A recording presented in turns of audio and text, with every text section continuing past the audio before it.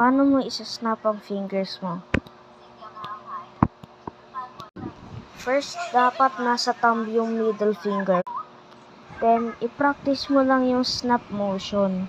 Kailangan mo talaga matutunan yon kasi it took me a week before I really learned that.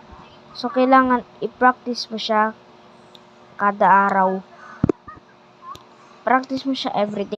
And then, dapat tumatama yung middle finger mo sa palm ng thumb mo. Kasi dapat naman talaga.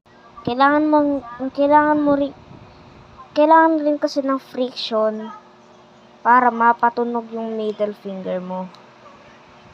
Just like that. Then, kapag na-practice mo na yung snap motion at nagkaroon na ng tunog, ituloy-tuloy mo lang yun para ma-master mo na.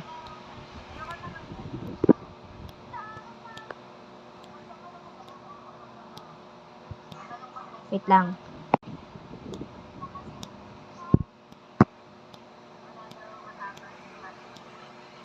Okay na ba, guys?